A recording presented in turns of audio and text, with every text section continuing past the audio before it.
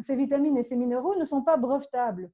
Et donc, forcément, ça n'apporte absolument rien à l'industrie pharmaceutique d'aller les mettre en avant, puisque à partir du moment où les gens vont faire attention à ce qu'ils mangent, vont commencer à faire des jus de légumes pour avoir un petit peu plus de minéraux, de sels minéraux, ça va faire des clients en moins. Et donc, ce qui rapporte à l'industrie pharmaceutique, ce sont des molécules neuves. Pourquoi est-ce que tout le monde s'est attaqué à l'hydroxychloroquine? C'est parce que c'est une molécule qui était tombée dans le domaine public, qui coûte 4 euros et qui rapporte absolument rien. Alors que si tout le monde mettait le paquet sur le remdesivir, c'était un médicament qu'on vendait 2000 euros les 4 jours de thérapie. C'est le discours que le professeur Raoult donnait aussi d'ailleurs. Mais oui, mais tout le monde doit en être conscient. C'est qu'à l'heure actuelle, je ne sais pas si on a une espèce de manipulation anti-système immunitaire pour essayer de pousser tout le monde vers le vaccin.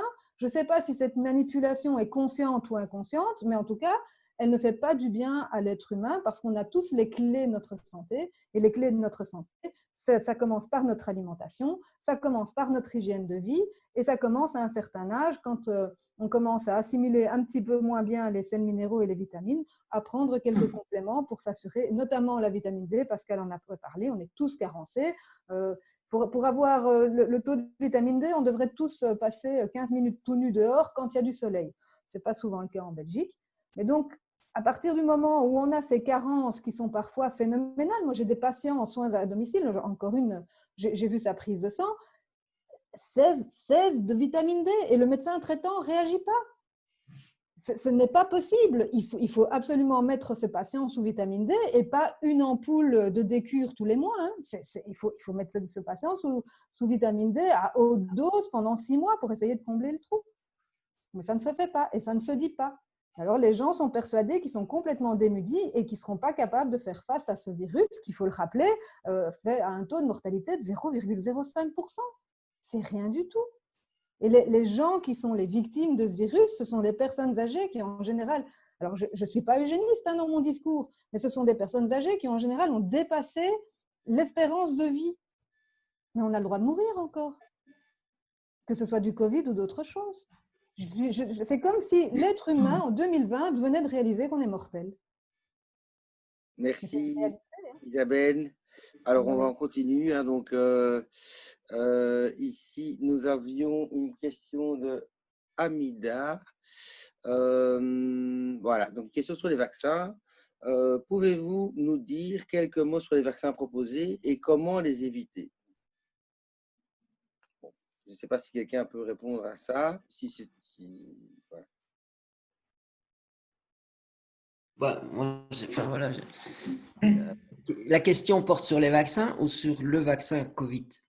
Bah, la question n'est pas précisée. Maintenant, on pourrait, parce que quand on a une conférence sur le Covid, donc je pense qu'on va s'axer sur le vaccin Covid, parce que sinon on part dans un débat Mais vous savez, vaut 3 conférences à elle-même. Donc, voilà. La compétence de se renseigner et de lire. Je ne suis pas spécialiste des vaccins. Néanmoins, j'ai notamment écouté, enfin, il y a 2 questions pour moi qui sont quand même importantes. C'est obligatoire ou pas? Mais je vous interromps parce que quand on dit obligatoire, la population, enfin c'est personnel, mais la population nous dit, enfin le gouvernement nous dit à la population, ça ne sera pas obligatoire. Mais moi, la question que je me pose, c'est est-ce que quand on dit pas obligatoire, ok, mais si maintenant on ne se vaccine pas et qu'on veut aller dans un concert, dans une pièce de théâtre, prendre l'avion ou quoi, on nous oblige à avoir le carnet de vaccination, ok, ça veut dire on peut ne pas être vacciné, mais si on ne peut rien faire comme côté social, ça devient une obligation. Voilà, mais je voulais venir à ça, hein, évidemment. J'allais préciser, tu avais tout à fait raison. Mais en même temps, il faut savoir que certains pays envisagent de rendre ça obligatoire, bête et méchant, quoi, vraiment comme ça, c'est obligatoire. J'ai vu passer ces informations-là dans peut-être des pays comme l'Australie ou plutôt au Canada, enfin je ne sais pas. En Belgique, il semble effectivement, comme vous dites, qu'ils ne vont pas rendre ça obligatoire, mais il y a d'autres façons de le rendre obligatoire. Et ce que vous dites est très plausible. On peut imaginer que vous ne pourrez pas prendre l'avion, par exemple, si vous n'avez pas, comme on a fait avec le masque. ou le test PCR.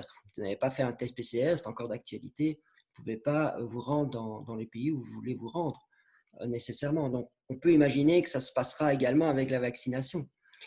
Néanmoins, il y a l'autre aspect, c'est que est-ce qu'on parle, alors c'est pour ça que je faisais vraiment, moi, la distinction, parce que sans être un spécialiste des vaccins, j'ai beaucoup lu là-dessus, beaucoup écouté les gens qui sont spécialistes de vaccins ou des infectiologues.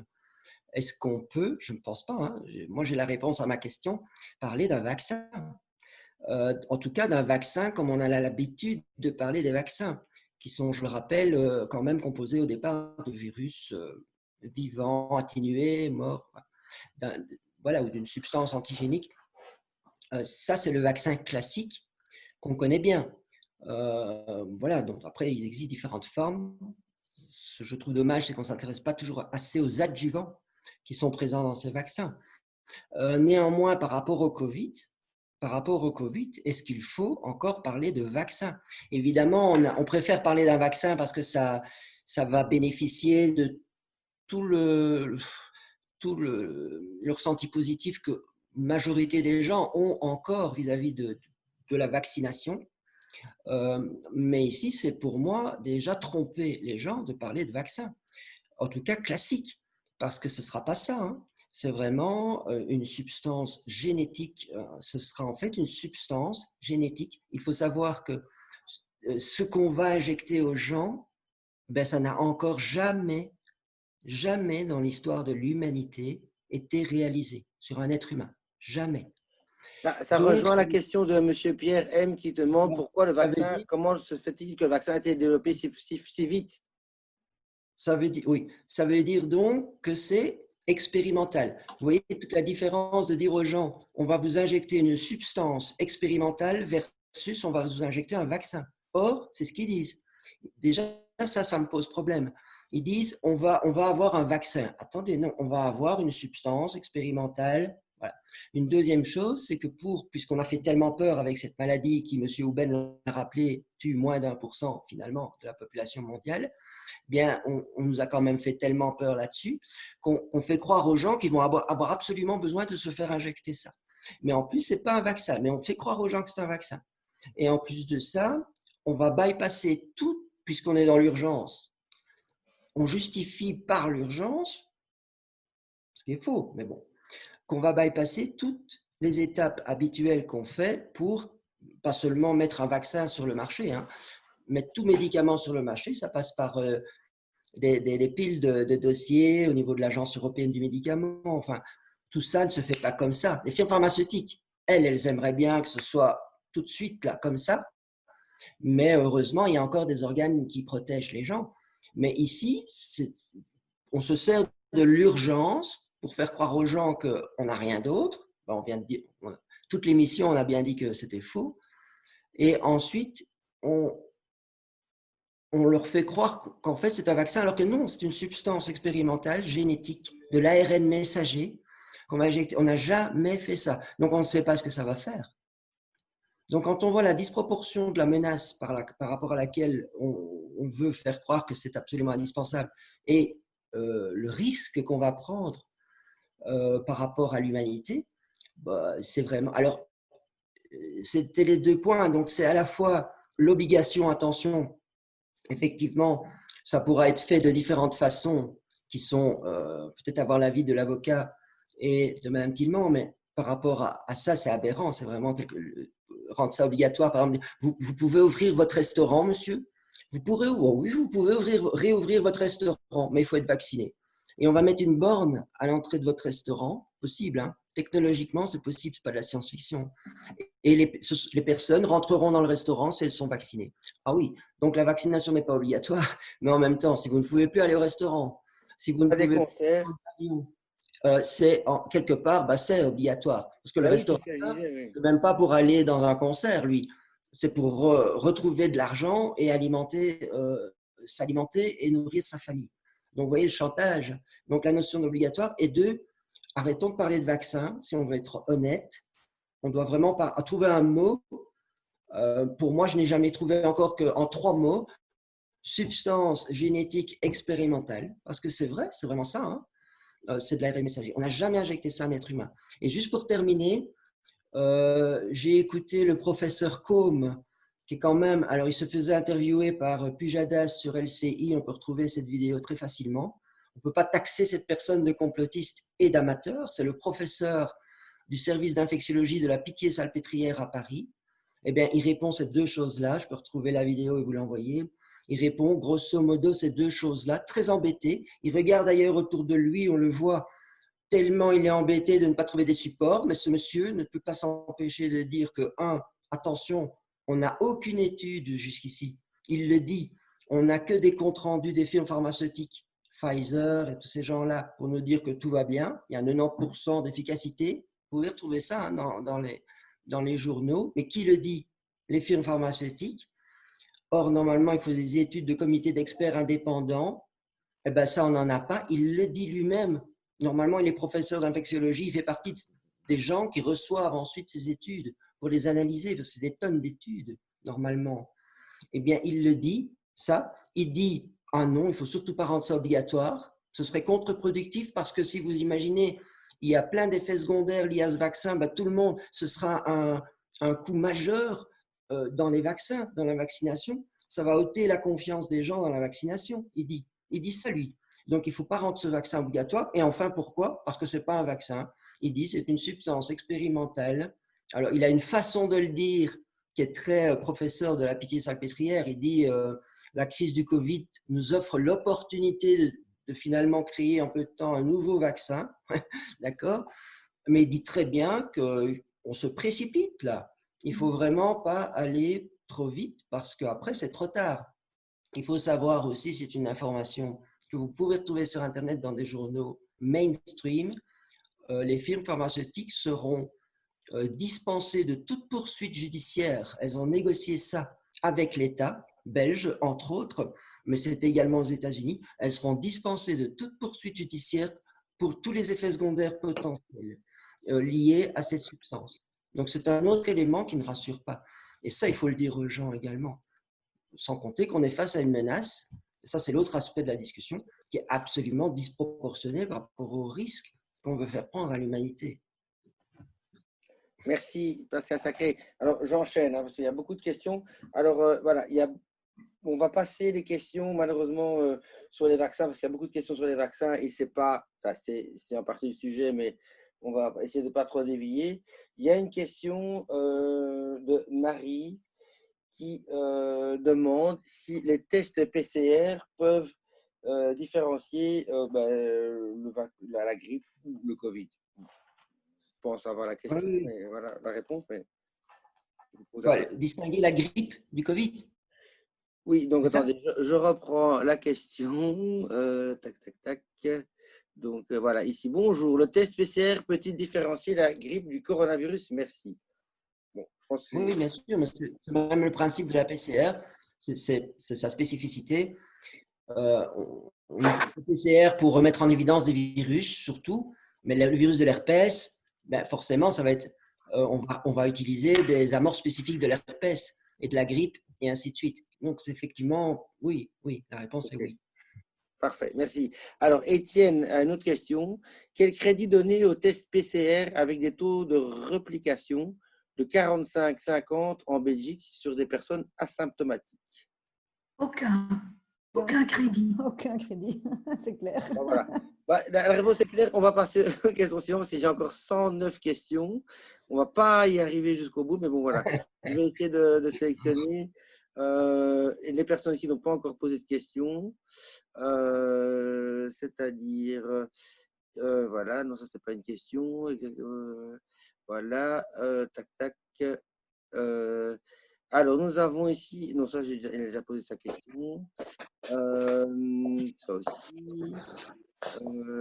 Pourquoi voilà, Amida, je pense qu'elle n'a pas encore posé de question, demande pourquoi est-ce que nous avons confiné des personnes saines, donc non affectées.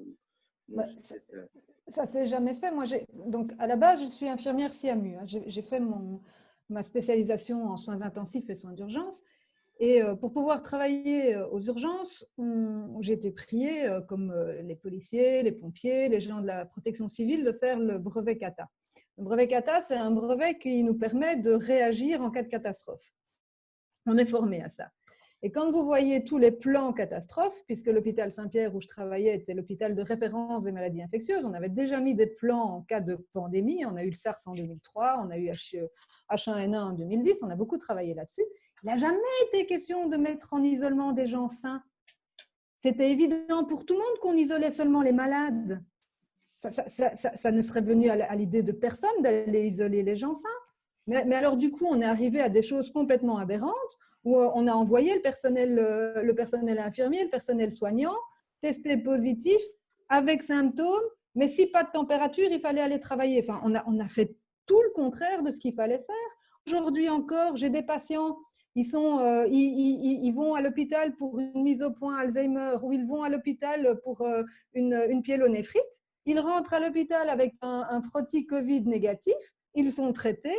Au bout de 3 ou 4 jours, parce qu'on leur fait un frottis quasiment tous les jours à ces pauvres gens, au bout de 3 ou 4 jours, le frottis revient positif, boum, on les met en unité Covid. Mais en unité Covid, il y a des vrais malades. Depuis quand on mélange des gens sains et des gens malades? Mais même au Moyen-Âge, on ne faisait pas ça. Mais il faut savoir aussi qu'on a confiné des gens sains parce qu'on n'avait pas de test au départ. Et ça, c'est une grosse erreur du départ lors de l'arrivée du virus. On devait avoir disponible de nombreux tests pour éviter de se retrouver dans cette situation où il fallait confiner tout le monde. Ça, c'était la grosse erreur de départ. Les autres pays n'ont pas fait ça. Sébastien, oui. Si je peux juste intervenir, parce que le principe du débat, c'est qu'on a le droit de ne pas être d'accord, je pense. Tout à fait. Donc, il y a encore Voilà, je t'écoute. On vous écoute. C'est pour alimenter sur ta réflexion on est là une centaine et c'est très intéressant d'écouter tout le monde. C'est pour alimenter, je dis bien que ce n'est pas pour polémiquer. Mais donc, deux petites choses concernant le dépistage avec l'isolement des patients ou des porteurs et le problème de la vaccination. Donc, premièrement, vous avez senti que Catherine et moi, nous ne sommes pas d'accord sur le rôle que la détection du portage peut amener dans la gestion du risque. Moi, je continue de dire, pour avoir travaillé dans des pays en voie de développement, que l'essentiel concernant le comportement des gens, c'est leur donner de l'information. Si vous ne savez pas que vous êtes porteur d'une hépatite C, que vous êtes porteur d'un HIV et que vous êtes porteur ou malade du Covid, vous ne pouvez pas avoir une attitude citoyenne concernant votre environnement. C'est pas tout de dire on isole les gens. Les gens, ils vivent dans des appartements. Ils sont parfois 7-8 dans un appartement. Ils vont à l'école. Ils doivent travailler. Il y a des gens qui, c'est vital de travailler. Donc, vous devez absolument prôner que le testing et le dépistage du portage soient accessibles aux gens qui en ont besoin en fonction de leur métier et de leur responsabilité familiale. Donc, je continue de dire ça. Et ma deuxième remarque, qui est très liée à celle-là, j'entends dire on va vacciner les vieux, on va vacciner les immunodéprimés, on va vacciner les gens malades. Bon. Et moi, je vous dis, et peut-être que Pascal, Catherine ne seront pas d'accord, je ne sais pas pour Isabelle, et pour l'ensemble de notre public. Moi, je vous dis ceci. Il ne faut pas vacciner les grands-parents qui sont confinés pratiquement avec leur télévision, seuls chez eux, on leur fait leurs achats parce qu'ils ont peur d'aller dans les grandes surfaces. Je ne suis pas d'accord avec ça. Il faut d'abord vacciner, et je parle bien du vaccin contre des protéines dénaturées et pas la manipulation génétique que j'ai abordée aussi dans ma communication, contre laquelle je m'insurge pour l'instant, comme d'ailleurs Pascal. Je dis simplement qu'il faut vacciner avant tout les transmetteurs du virus. Les gens qui transmettent. Vous comprenez bien qu'un jeune de 20 ans qui doit aller à l'université, qui a envie de sortir en boîte, qui a une petite copine, un petit copain, qui a besoin d'une vie sociale, parce que les jeunes ont besoin de vie sociale, et là je rejoins évidemment la pédiatre. Vous comprenez bien qu'en vaccinant les gens à risque de portage, vous êtes beaucoup plus efficace qu'en allant vacciner les gens qui sont de fait confinés. Donc moi, je ne suis pas d'accord de dire il faut vacciner les gens de 80 ans qui vivent seuls. Je dis il faut vacciner ceux qui bougent et qui apportent aux gens âgés le vaccin, le virus. Donc, c'est une différente approche.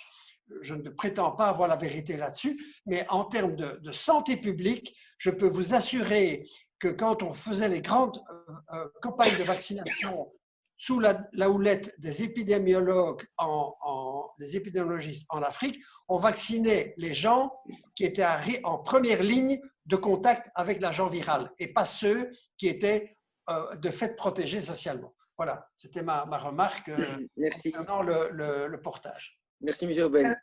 Si je peux intervenir par rapport à l'intervention de Jean-Jacques, je suis tout à fait d'accord avec lui sur les vaccins protéinés. Mais il faut savoir que la Belgique a commandé des milliards de doses et ce n'est pas les vaccins protéinés qui vont sortir en première intention.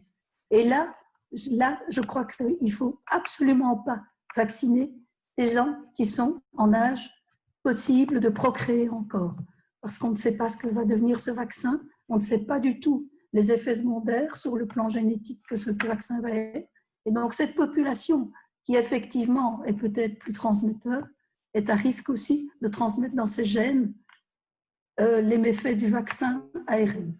On est tout à fait d'accord. Et là, là, en Belgique, en tous les cas, pour le moment, ce vaccin, le vaccin safe, si on veut, n'est pas au programme. Tout à fait d'accord, Catherine. Ok, d'accord. Merci, Catherine. Donc, j'ai une question suivante de Félicie Martin. Question pour le docteur Sacré. Dans quelle mesure n'allons-nous pas à nouveau abandonner nos aînés et leur faire courir de grands risques en laissant ce plan vaccinal se mettre en place et débuter par eux d'ici quelques semaines? Comment empêcher cette deuxième vague d'euthanasie? De Félicie Martin. Bon, ça, la réponse à comment l'empêcher, on va tous réfléchir et on va trouver ce soir. En tout cas, la réponse, je ne vais pas tourner autour du pot, dans le sens où… C'est mieux parce qu'on a encore 135 questions. Donc, non, mais en même temps, je pense que c'est Jean-Jacques qui l'a dit, dans le sens où, moi je rappelle, enfin, détrompez-moi, mais c'est la vaccination, l'efficacité de la vaccination dépend avant tout de l'intégrité, la bonne forme du système immunitaire. D'accord. On est quand même d'accord avec ça. Sur le principe théorique de la vaccination, il faut savoir qu'il est contesté par des gens qui considèrent ça comme une théorie, que beaucoup de médecins acceptent comme de l'argent comptant. Néanmoins, c'est une théorie séduisante, c'est vrai, de se dire, avec ce système immunitaire mémoire, si on lui présente une forme atténuée, il va être plus rapide la fois suivante. Néanmoins, ça passe par un système immunitaire en bon état. Et là, on est en train de dire qu'on va commencer, je rappelle avec ce truc expérimental en plus, et là je pense qu'on est tous d'accord pour dire que c'est vraiment inadmissible, c'est tout simple, c'est inadmissible. Donc je pense qu'il faut réagir en termes de fils, petits-fils, c'est nos grands-parents là, dont il s'agit. Donc déjà à titre individuel, il faut pas accepter, il ne faudra pas accepter ça. Et bien sûr s'unir à titre collectif, associatif, avec les avocats, les associations qui existent déjà. Mais oui, si on laisse faire ça, c'est les laisser… déjà, on les a mis dans la peur et l'isolement, et on va rajouter cette agression alors que justement, ils ont un système immunitaire déficient. Commençons par le renforcer en allant les voir, en les serrant dans nos bras, même si on veut mettre 3 masques et 3 combinaisons, mais serrons-les dans nos bras. Et ensuite, parlons-leur et enfin, envoyons-leur un bataillon de nutrithérapeutes et de gens qui seront capables de leur booster leur système immunitaire. Voilà, et il y en a des milliers, on va dire, et qui feraient ça même bénévolement, j'en suis sûr. Dans le sens où là, on est vraiment, c'est aberrant. C'est triste, évidemment, parce que ce sont évidemment les personnes les plus fragiles qu'on a envie de protéger en premier. Mais il y a plein de façons de les protéger. C'est certainement pas en les isolant, en les abandonnant, qu'on les aide à améliorer leur système immunitaire. Donc, il y a énormément de choses à faire. Mais malheureusement, si on croit que la seule solution pour eux, c'est le vaccin, ben, c'est grave. Et là, j'en appelle aux médecins parce que là, moi, je n'ai rien a priori de personnel contre les virologues du gouvernement, mais il est temps maintenant et le ministre de la Santé était un médecin, je ne pense pas que l'actuel est médecin. Néanmoins, là, alors, il faut faire attention aux mots qu'on utilise. Peut-être qu'entre nous, on peut utiliser ces mots-là, mais c'est criminel pour moi. Dans le sens où là, en plus, il y a une responsabilité, il y a une connaissance. Voilà. Donc, c'est aberrant. Voilà, il ne faut pas l'accepter. À titre individuel, il faut défendre nos vieux et voilà, et faire tout pour que ça ne se passe pas. Alors, sur le plan des autres, voilà, moi, je me distingue quand même par rapport à Jean-Jacques et Catherine dans le sens où sur le plan de la vaccination des jeunes, enfin, il faut voir à quel âge. Moi, j'avais fait une vidéo, parce que je collabore avec un site Réinfo Covid en France, mais médical, c'est assez sérieux aussi. Et voilà, je collabore parfois avec des vidéos. J'en avais fait une sur les enfants, parce que j'avais beaucoup lu, et les enfants, et même les ados, et j'avais justement revu des études, et des études épidémiologiques de santé publique. Il y a plusieurs pays qui ont vraiment analysé ça, dans quelle mesure, les enfants sont des transmetteurs, sont des sources de la circulation du virus, et 2, les enfants sont-ils atteints? Et bien, dans les deux questions, c'est non. En fait, sur des études de cas contacts, ils ont fait en Irlande, en France, en Australie, en Angleterre, et je peux vous les envoyer si vous voulez. On a regardé, voilà, on a constaté en fait que les enfants ne transmettent pas. Le virus est vraiment transmis des adultes vers les enfants et entre adultes, mais les enfants sont quasiment pas. Alors, il faut voir jusqu'à quel âge, hein, évidemment, mais jusqu'à un âge, quand même, je pense, de 18 ans, ils sont très, très, très peu transmetteurs du virus, de l'infection. Et ils sont protégés. Donc, très peu d'enfants ont fait un Covid-19 grave, à ma connaissance. Et souvent, il y avait un facteur de risque. Parce qu'ils sont protégés, ils ont notamment très peu de récepteurs à l'angiotensine, à l'enzyme de conversion de l'angiotensine 2, qui est un des récepteurs par lequel le virus rentre dans les cellules, le Covid.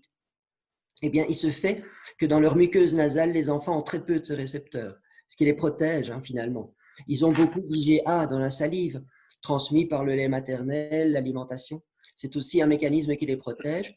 Et enfin, on a constaté beaucoup de papiers là-dessus qui sortent pour dire qu'une des barrières de défense principale contre le Covid, ce n'est pas les anticorps, c'est l'immunité innée et notamment croisée avec d'autres coronavirus. Je rappelle que si le projecteur est sur le fameux SARS-CoV-2, et il y en avait eu un avant, hein, mais qui était peu contagieux, mais beaucoup plus mortel, qui s'appelle le SARS-CoV-1, qui lui a sévi en Asie.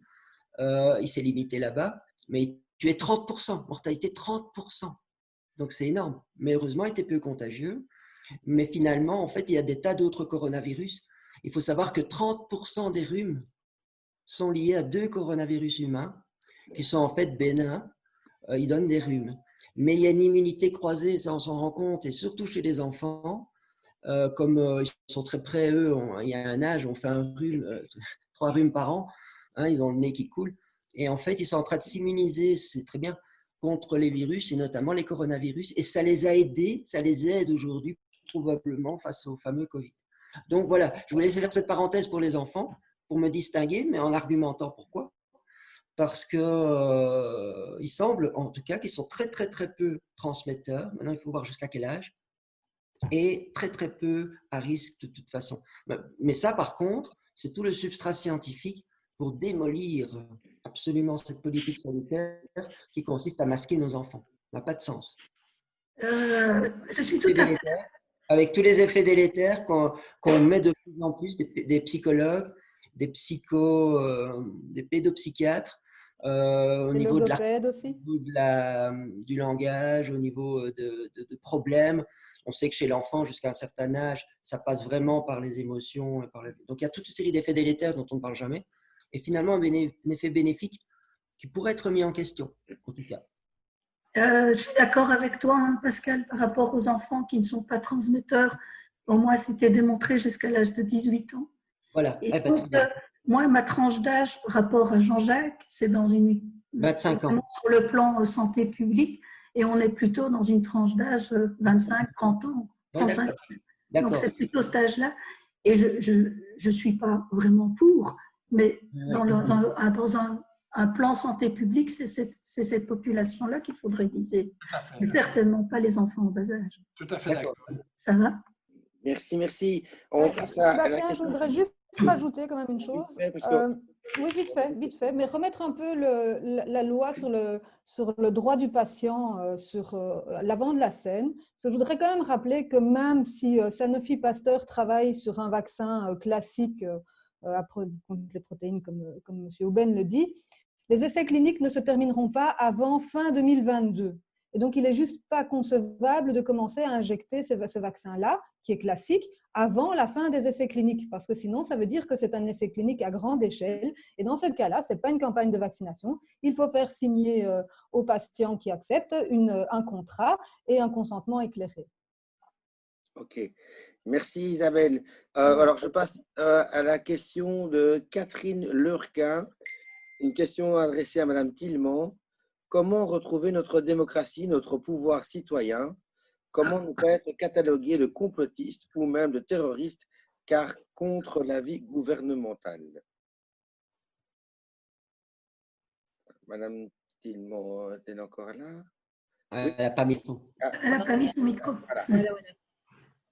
Je viens de répondre par écrit à la question parce que je pensais qu'on n'arriverait pas jusque-là, mais je vais quand même y répondre oralement. Alors, pour moi, être considéré comme complotiste, c'est pas vraiment grave parce que je pense que c'est assez facile à démonter avec des arguments valables. Et d'ailleurs, je pense que l'objectif n'est pas de convaincre tout le monde parce que certains sont vraiment de mauvaise foi, mais plutôt de constituer une force d'opposition suffisamment nombreuse que pour déranger et avec des arguments suffisamment pertinents que pour faire douter. Et pour ça, il faut bien sûr fédérer les collectifs de contestation qui existent, s'ils partagent les mêmes valeurs, bien sûr, pour ne pas s'associer avec n'importe qui. Et deuxième partie de la question, comment retrouver la démocratie? Mais je pense que la démocratie, ce n'est pas quelque chose de stable, ce n'est pas quelque chose qu'on peut retrouver, c'est quelque chose qui se construit en permanence. Et comme on est en train de le faire, par exemple, maintenant, en débattant, en s'informant auprès de sources valables. Et pour ça, il faut chercher l'information, réinformer les autres, exiger qu'il n'y ait pas de censure. Là, il faut être ferme sur cette question, manifester son désaccord publiquement, même s'il faut du courage. Et ce qui est assez positif, c'est que les expériences sur le conformisme dont j'ai parlé tantôt, elles ont montré aussi que quand quelqu'un sort du rang et affirme son désaccord, beaucoup d'autres osent affirmer le leur à sa suite. Et donc ça, c'est peut-être un point positif, un point pour rester un peu optimiste. Voilà. Ok, merci. Merci Valérie. Voilà, pardon. Voilà. Donc, il y a une autre question ici. Je pense que c'est une question, c'est une question de Nathalie Laby. Je pense que c'est adressé à Pierre Van Holland. Que pouvons-nous faire concrètement tous ensemble sur le plan juridique pour en finir au plus vite? Bonne question. Bonne question.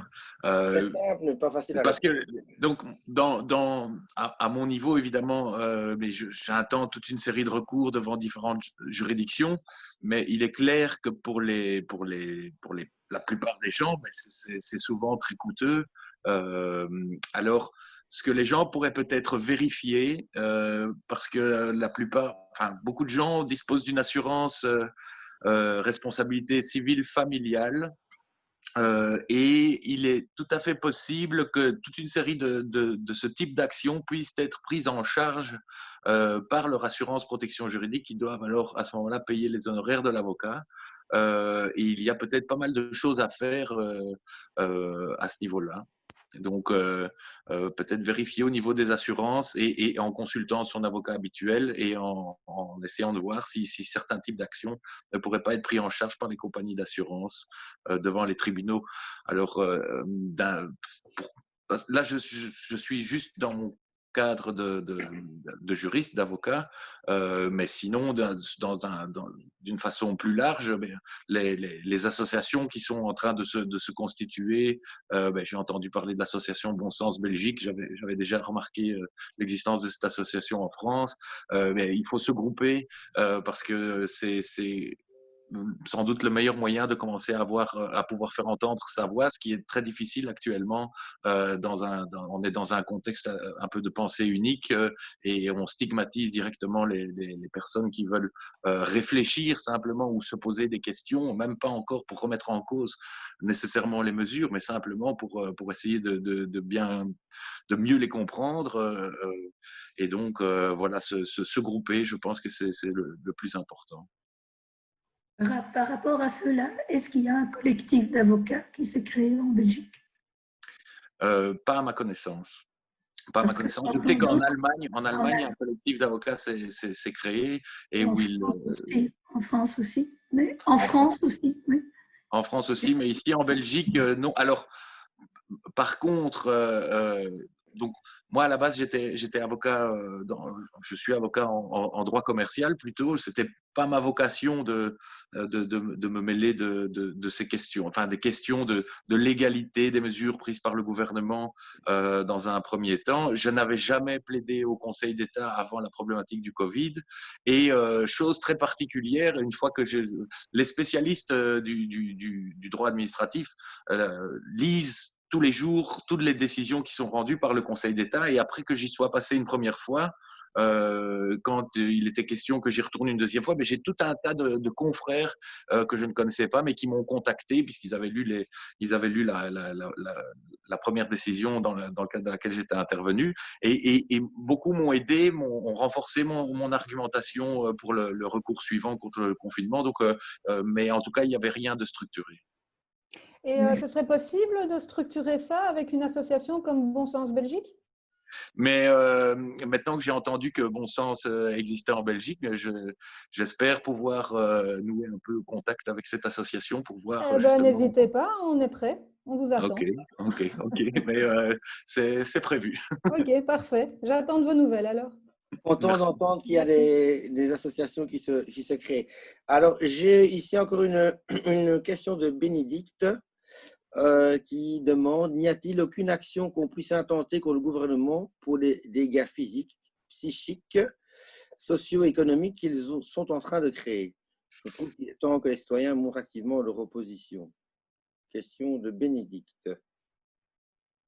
Il faudrait, comme aux États-Unis, il y a eu contre les présidents, il y a une procédure d'impeachment.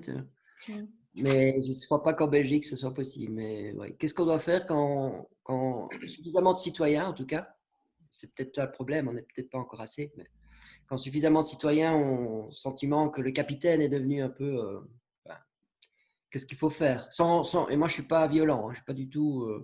je ne crois pas dans la violence, je ne crois pas, ça renforce la répression, c'est pas compris.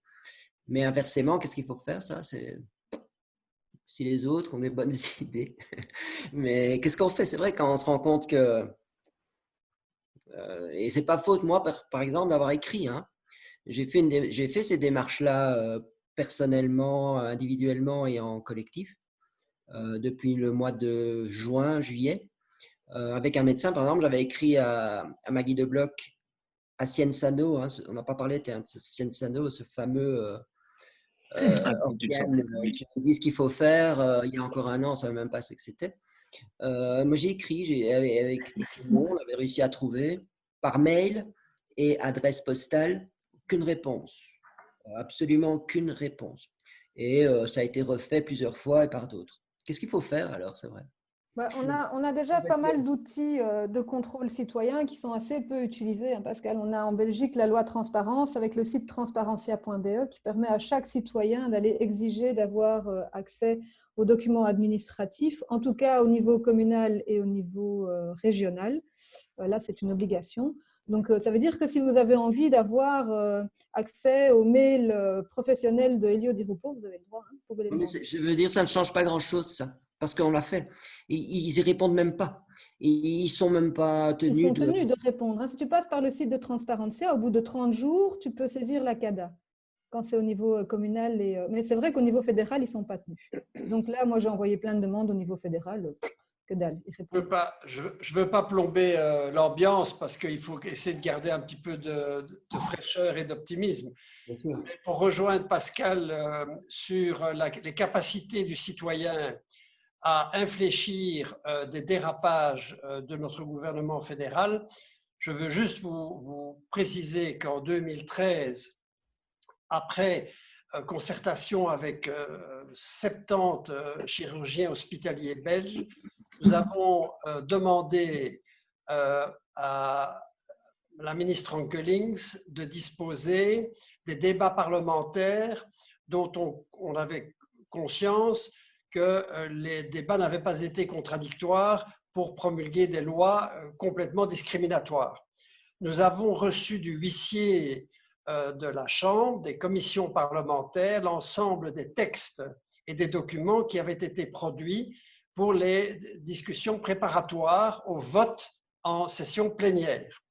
Alors, c'était fantastique de recevoir ça. Nous avons tout lu, il y avait des centaines de pages, avec des documents, non seulement des faux documents, soi-disant issus de la Banque nationale, d'autres documents de témoignages de chefs de groupe bien connus de la scène politique, et sur base d'une argumentation établie par un des meilleurs avocats constitutionnalistes de Belgique, je m'empresse de dire, aucun avocat constitutionnaliste de mon université n'a voulu s'impliquer dans le combat contre Mme Ankelings, puisque, comme vous le savez, le professeur de droit constitutionnel de mon université est l'amoureux de Mme Ankelings. Bien. Et donc, heureusement qu'il existe une université libre qui s'appelle l'UCL, qui nous a fourni un bataillon de juristes. Nous avons dépensé près de 100 000 euros, ça a duré 1 an, et nous avons perdu. Et nous avons perdu sans que la Cour constitutionnelle ne se sente même obligée de contre-argumenter le rapport qui avait été remis par nos constitutionnalistes. Donc, c'est pour vous dire qu'en ayant les documents qu'il fallait, le financement qu'il fallait et une volonté politique d'en faire, nous avons complètement perdu. Et je pense vraiment que remettre en cause la responsabilité d'un ministre dans ce pays est totalement impossible. Je le dis franchement comme je le pense. J'espère ne pas choquer Pierre Van Holland, qui est un homme clairement engagé. Mais franchement, je vous le dis, je viens de passer 65 ans et je ne reperdrai plus ni mon temps ni mon argent à remettre en cause la responsabilité ministérielle. Voilà. Oui. Mais je ne veux pas plomber l'ambiance. C'est de la lucidité. Lucide, et surtout en Belgique, hein, on est un petit pays, mais on avait 9 ministres de la Santé, enfin on en a peut-être encore. On a eu 10 à un moment. On est quand même très particulier, mais en même temps, moi, parce que je lis des manifestations, je pense, peut-être, mais alors, il y a eu quand même quelque chose dans notre pays, malheureusement ça a été récupéré, mais ils ont eu peur quand même, hein.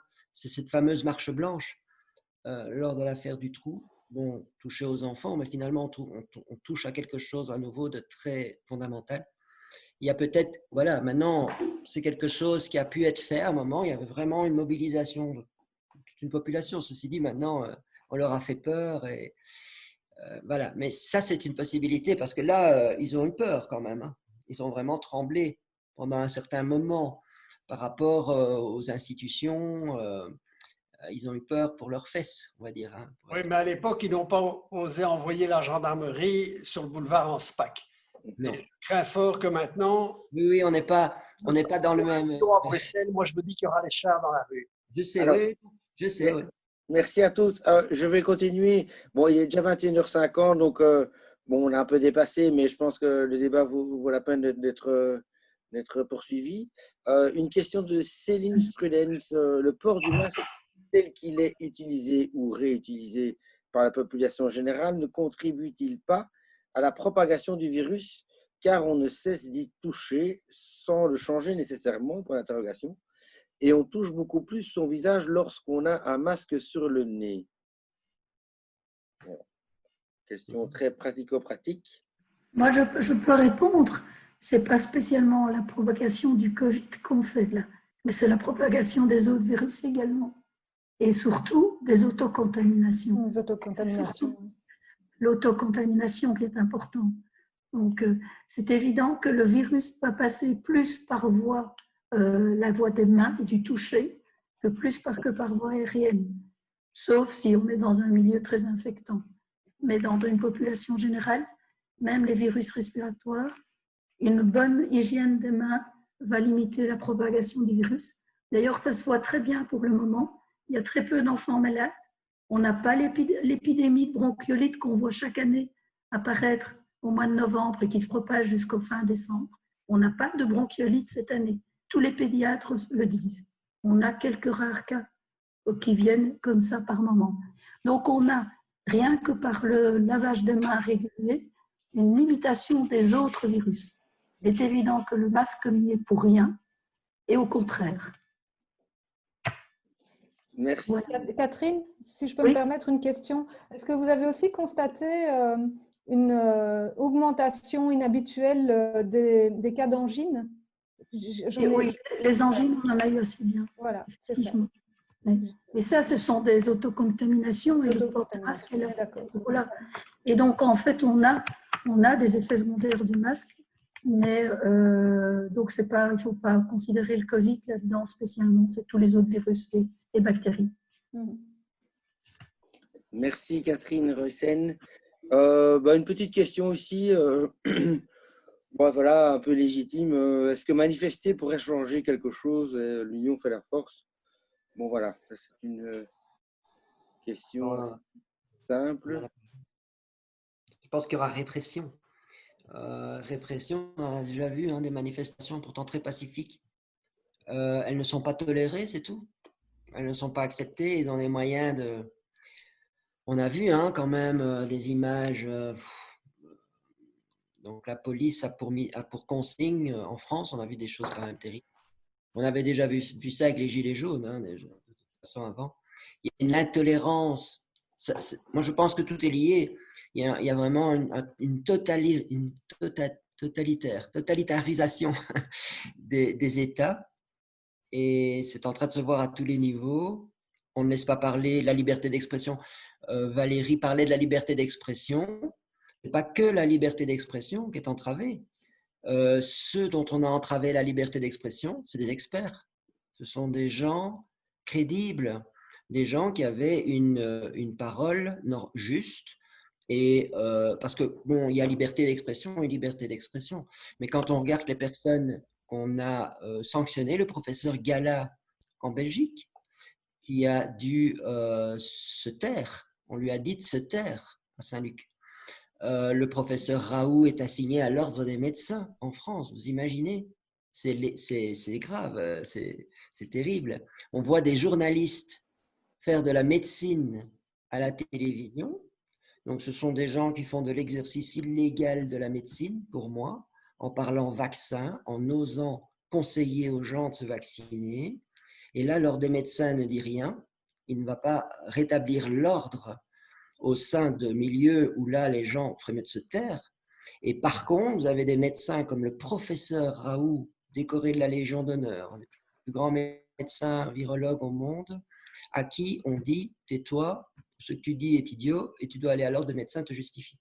Donc, cette liberté d'expression, ce n'est pas que une liberté d'expression comme ça qui s'en va. On est face à des États qui vraiment sanctionnent. Bon, moi, mon licenciement n'est lié vraiment qu'à ça. Aucun reproche médical ne m'est fait. Je me suis exprimé de différentes façons par écrit, sans jamais incriminer mon hôpital. Mais ce que je disais dérangeait, on m'a licencié. Et ainsi de suite. Donc, on est face quand même. Donc, il faut bien imaginer qu'ils vont aller jusqu'au bout dans tous les domaines.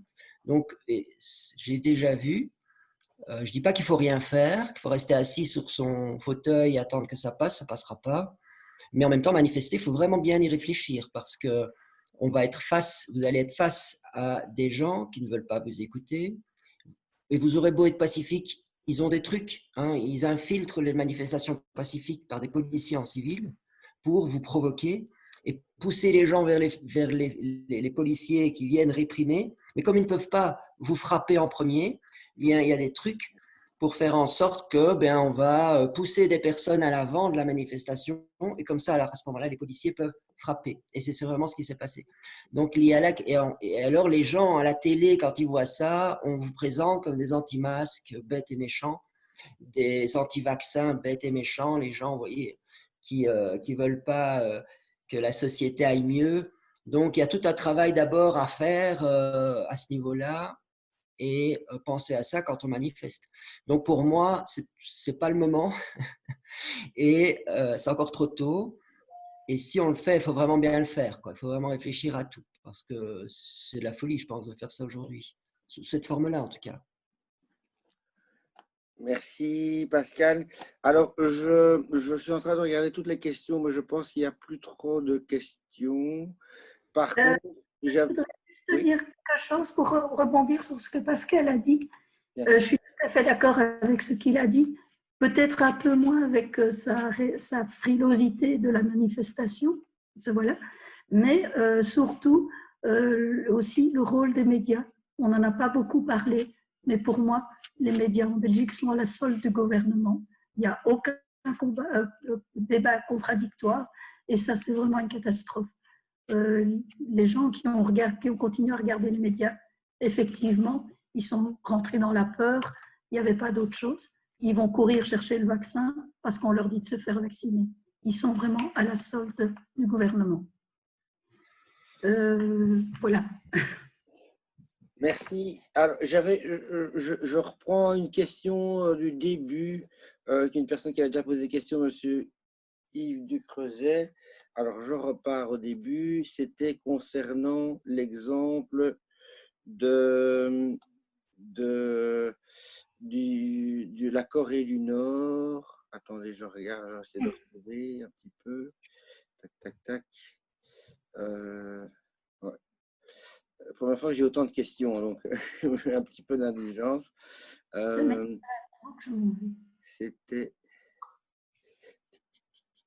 Bon, je remonte tout au début, parce que c'était une des premières questions.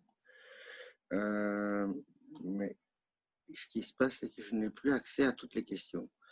Est-ce que monsieur Ducreuset, qui m'entend, pourrait reposer sa question, éventuellement? La troisième question. Sinon, s'il y a d'autres questions, mais là... Moi, je voulais dire, c'est vrai, j'ai vu passer une question, et ça c'est vrai, où est Amnesty International aujourd'hui? Où sont les syndicats? On n'entend pas ces associations ONG.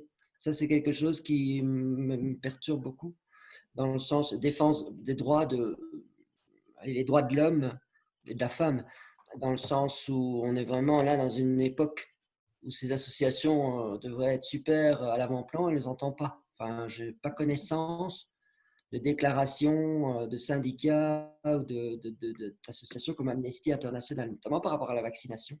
Il faut savoir qu'il y a des pays pauvres, et c'est courant, hein, c'est pratique en Afrique, d'apporter la vaccination et on vaccine à tour de bras des gens donc, qui n'ont pas le niveau, on ne leur explique pas ce qu'il y a derrière et au niveau financier, donc c'est grave pour moi ce qu'on fait.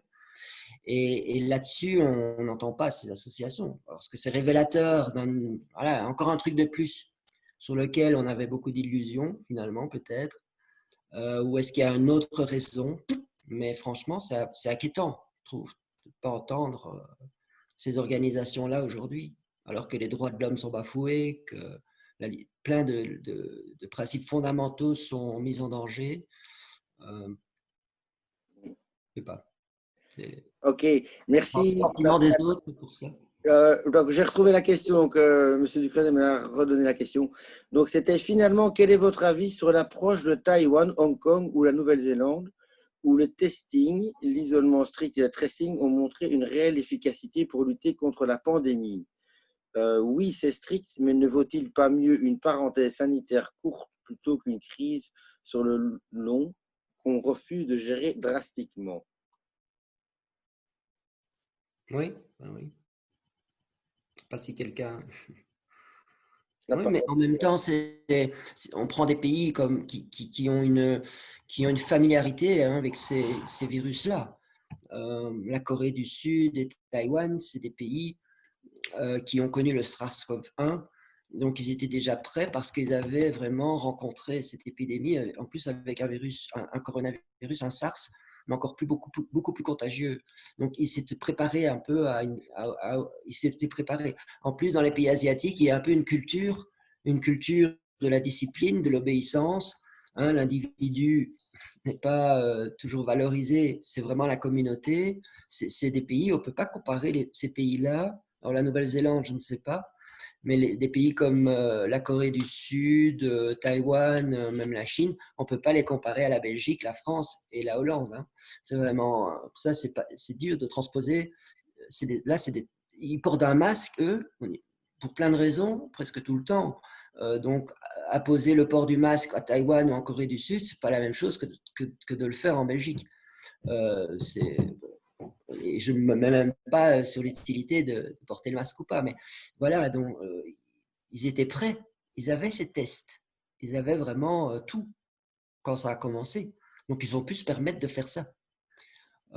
Voilà, maintenant, chez nous, je crois que ça doit passer beaucoup plus par l'explication, l'information, et pour ça, il faut des gens un peu plus pédagogues que les gens qu'on a. Et qui surtout ne disent pas que le système immunitaire, on ne sait rien y faire. Il faut lui dire merci, c'est gentil, mais retourne dans ton labo et on va prendre quelqu'un d'autre. Et ça, c'est ça qu'il faut faire en Belgique. Et déjà, pas avoir 9 ministres de la Santé. Je ne crois pas que c'est le cas en Corée du Sud. Non, c'est clair. Mais voilà, merci.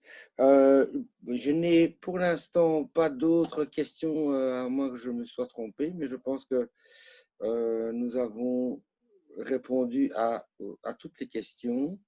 Si d'autres gens veulent se manifester, c'est maintenant. Sinon, il est déjà 22 heures.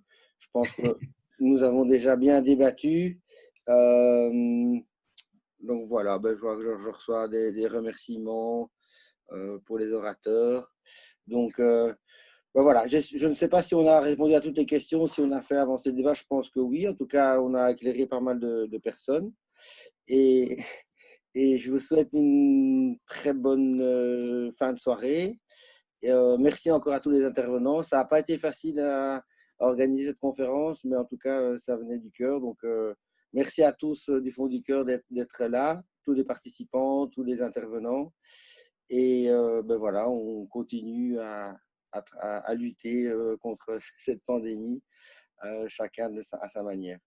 Voilà. Donc, si les gens, les participants ou même les conférenciers ont envie de revoir cette conférence, sachez qu'elle est enregistrée et qu'elle sera mise sur notre chaîne YouTube, sur notre page Facebook et sur notre site internet de la Maison d'Amérique latine. Voilà. Donc, d'autres conférences seront organisées dans le courant de 2021, en visio ou pas, ça on verra. Mais voilà, des thématiques qui seront plus axées sur les problématiques ici en Belgique, les violences policières, la manière dont on gère nos vieux, on va dire. Voilà, il y a pas mal de sujets qui seront abordés. On vous tiendra au courant. Si vous voulez être informé de toutes les activités et les conférences notamment, mais il y a plein d'autres choses à la Maison latine, n'hésitez pas à m'envoyer un petit mail. Moi, je vous mettrai dans la base de données pour recevoir notre newsletter avec toutes les activités qui sont proposées. Voilà. Merci Sébastien. Allez-y. Si quelqu'un d'autre a encore quelque chose à rajouter, merci. La parole est à vous. Voilà. Merci à tous. Je pense qu'on a essayé de faire un panel le plus général possible. Et donc, j'espère que ça aura… On vous aime, oui. Merci. Merci à tous. Et je vous souhaite une bonne soirée. Et n'hésitez pas à me contacter par mail, conférence@americalatina.be si vous avez envie de participer de suivre nos prochaines activités. Oui, mets-nous ton adresse email, s'il te plaît. Merci. Ah, je vous envoie l'adresse email dans envoie l'adresse email, oui. Okay. Oui. À très bientôt tout le monde. Merci, bonne soirée. Oui. Merci. Bonne soirée. Bonne soirée, au revoir. Voilà, c'est pas comme ça. Non, c'est pas comme ça, Bastoun. Ciao, hein, Bastien. Il suffit de cliquer sur la croix tout en haut pour filmer. Ah, moi, sinon, je le mets ici. Hop. Voilà. Voilà. Alors, c'est américain. J'ai un truc en trop, là. Hop.